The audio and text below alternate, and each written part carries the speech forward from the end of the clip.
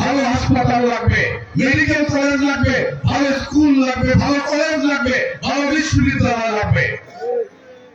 এইরকম একটি নারায়ণগঞ্জ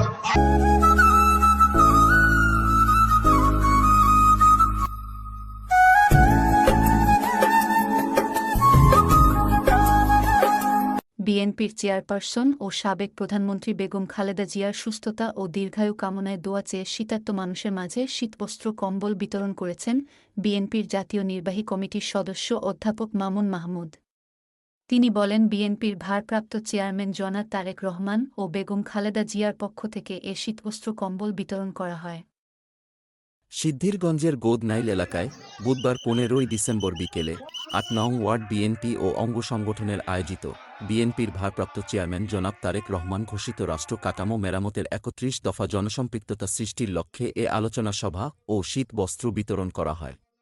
নারায়ণগঞ্জ জেলা বিএনপির সাবেক সদস্য মুহাম্মদ শামসুদ্দিন শেখের সভাপতিত্বে ও ৮ নং ওয়ার্ড বিএনপির সাংগঠনিক সম্পাদক মুহাম্মদ মাসুম প্রধানের সঞ্চালনায় প্রধান অতিথি হিসেবে বক্তব্য রাখেন বিএনপির জাতীয় নির্বাহী কমিটির সদস্য অধ্যাপক মামুন মাহমুদ। অধ্যাপক মামুন মাহমুদ বলেন, এই নারায়ণগঞ্জে দেখেন একটা ভালো বিশ্ববিদ্যালয় নাই, কোন বিশ্ববিদ্যালয়ই নাই।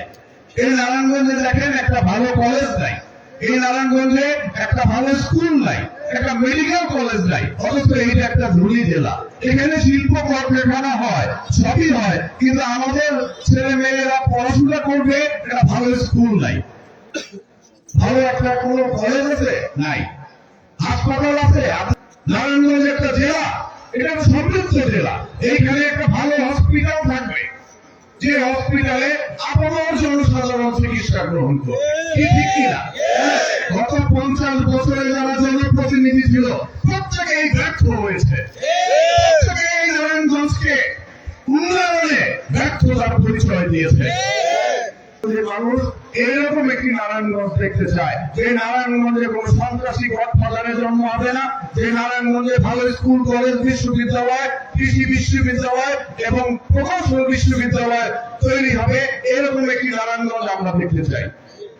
রাস্তা এবং ব্রিজ কালভার্ট এগুলি ইউনিয়ন পরিষদের মেম্বার চেয়ারম্যানরাই করে। এগুলো তো বড়দের কাজ না, এগুলো তো ছোট ছোট কাজ, ছোটদের কাজ। বড়রা কি করেছে? তাহলে যারা এমপি মন্ত্রী ছিল এই নারায়ণগঞ্জের, তারা তো বড় একটা হাসপাতাল করতে পারতো নারায়ণগঞ্জে। একটা হাসপাতাল করা কি খুব কঠিন ছিল? একটা যক্ষা হসপিটাল নারায়ণগঞ্জে করতে পারতো, একটা কিডনি হসপিটাল করতে পারতো, একটা হার্টের চিকিৎসার জন্য একটা হার্টের হসপিটাল করতে পারতো। তাহলে তারা কি করেছে? এই যে পরিমাণ টাকা বিদেশে পাচার করেছে, এইরকম 100টা হসপিটালে নারায়ণগঞ্জে করতে পারছে, কিন্তু করে নাই। আপনার যদি নারায়ণগঞ্জে একটা বিশ্ববিদ্যালয় থাকতো, আপনার ছেলে মেয়েরা নারায়ণগঞ্জের ওই বিশ্ববিদ্যালয়ে একটা অধিকার নিয়ে ভর্তি হইতে পারতো। একটা মেডিকেল কলেজ থাকে, নারায়ণগঞ্জের ছেলে মেয়েরা এখানে ডাক্তার হইতে পারতো। ডাক্তার হইয়া আমাদের আরেকটা কাজ আছে, প্রত্যেকটা অঞ্চলে প্রত্যন্ত অঞ্চলে শিক্ষা এবং চিকিৎসার ব্যবস্থা তারা করতে পারতো। এইভাবে আমাদের ভাবতে হবে নারায়ণগঞ্জকে নিয়ে, এইভাবে আমাদের চিন্তা করতে হবে যে নারায়ণগঞ্জে আমাদের কিসে কিসে অভাব রয়েছে, সেই অভাবগুলো আমাদের পূরণের চিন্তা করতে হবে এখন থেকে। ভাগ্য উন্নয়নের জন্য সৎ এবং নিষ্ঠাবান, জনদরদী, জনগণের বন্ধু এই ধরনের জনপ্রতিনিধি আমাদের নির্বাচিত করতে হবে। এই ধরনের জনপ্রতিনিধি যদি আমরা নির্বাচিত করতে পারি, তাহলে আমাদের প্রত্যেকের ভাগ্য উন্নয়নে তারা কাজ করবে। বিএনপির নেতা কর্মীরা জনগণের পাশে থাকে। আমাদের নেতা জনাব তারেক রহমান, তিনি সারাক্ষণ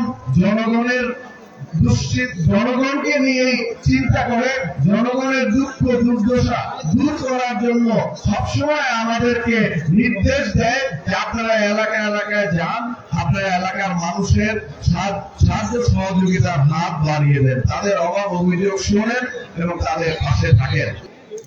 ৫,০০০-এর অধিক মানুষের হাতে শীত বস্ত্র এবং কম্বল তুলে দিলাম, ৫,০০০-এরও বেশি।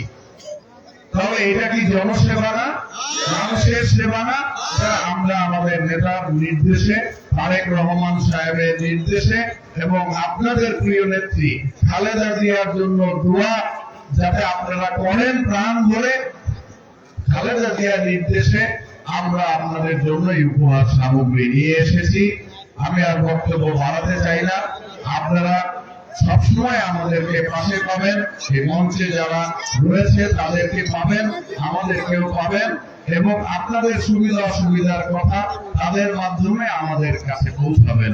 ইনশাআল্লাহ আপনাদের পাশে থাকবো, বিএনপি আপনাদের পাশে থাকবে, জনগণের পাশে থাকবে, জনগণের দল জনগণের সঙ্গেই থাকবে এবং জনগণের অধিকার আদায়ে যে আমরা যেহেতু জীবন দিতে পেরেছি জনগণের অধিকার আদায়ের জন্য, কাজেই জনগণের বাকি যে অভাব অভিযোগ রয়েছে সেগুলো দূর করার জন্য আমরা আপনাদের পাশে থাকবো ইনশাআল্লাহ।